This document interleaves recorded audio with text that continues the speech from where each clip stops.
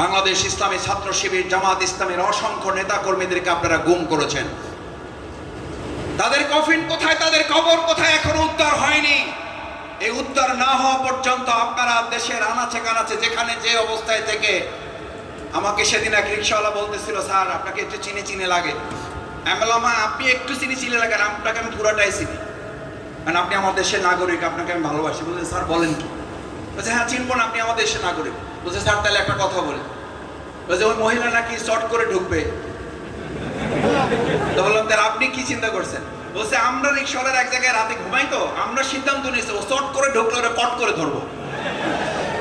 সুতরাং যারা শেখ হাসিনা এবং তার দলের দোসররা এখনো বিভিন্ন জায়গায় ঘাপটি মেরে থেকে এই সমস্ত ভিডিও বার্তা এবং গোপন ফোনালাপ পাস করে, এটা তাদের ষড়যন্ত্র। এই ষড়যন্ত্র যারা করছেন, চট করে ঢুকলে কট করে ধরে আপনাদেরকে এই জনগণের আদালতে আইনের কাঠামোর মধ্যে আপনাদের বিচার নিশ্চিত করার আগ পর্যন্ত আমাদের আন্দোলন থামবে না। অত সহজ মনে করার কোনো কারণ নেই। গোটা রাষ্ট্রীয় কাঠামো বলা যায়, আশেপাশে সমস্ত বলয় আমাদের উপরে চাপিয়ে দিয়ে আপনারা 15.5 বছর নির্যাতন করে শেষ পর্যন্ত 15.5 সেকেন্ড হাতে পান নাই যারা, তারা আর দুঃস্বপ্ন দেখে সময় নষ্ট করে জাতির উপরে নতুন করে ঘাত চাপাবেন না। আসুন সম্মানিত ধানমন্ডিবাসী, আমাদের এই প্রিয় মাধ্যমে বাংলাদেশকে নিয়ে এখনো কতিপয় ষড়যন্ত্রকারী, কতিপয় দুষ্কৃতিকারী এখনো বিভিন্ন জায়গায় চাঁদাবাজির নামে বিভিন্ন জায়গায় আমাদের ভাইদেরকে কোথাও কোথাও তাদেরকে চোর সন্দেহে পিটিয়ে হত্যা করা হচ্ছে। আমরা তীব্র নিন্দা এবং প্রতিবাদ জানাই। কোনো অনৈতিক হত্যা, কোনো হত্যাকেই আমরা সমর্থন করি না।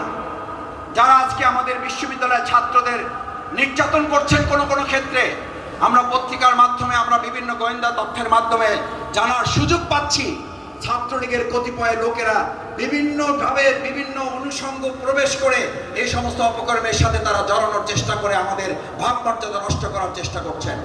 অন্তর্বর্তীকালীন এই সরকারের কার্যক্রমকে প্রস্তাবিত করার চেষ্টা করছেন। 15.5 বছর আপনাদের মোকাবেলা করা হয়েছে। আগামী দিনের গোটা বাংলাদেশের প্রত্যেকটি মুহূর্ত বাংলাদেশ জামাত ইসলামী ছাত্র শিবির জনগণকে সাথে মোকাবেলা হবে ইনশাআল্লাহ।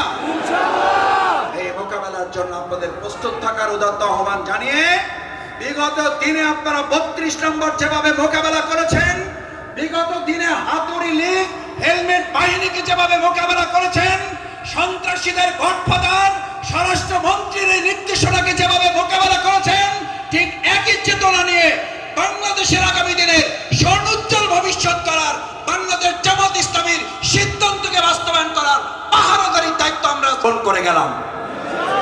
সেই প্রত্যাশা ব্যক্ত করে আপনাদের প্রতি আগামী দিনে সেই সুন্দর বাংলাদেশ গড়ার কারিগর হিসাবে ভূমিকা পালন করার, এবং আজকে যারা এখানে কর্মীরা এসছেন, আমরা আরো নিজেদেরকে আত্মিক মানোন্নয়নের মাধ্যমে রাষ্ট্র সংস্কারে চাই, নিজের সংস্কার, সেই স্লোগান এখান থেকে নিয়ে আমরা বিদায় নেব। আল্লাহ আমাদের তৌফিক দান করুন। আসসালামু আলাইকুম ওয়া রাহমাতুল্লাহি ওয়া বারাকাতুহু।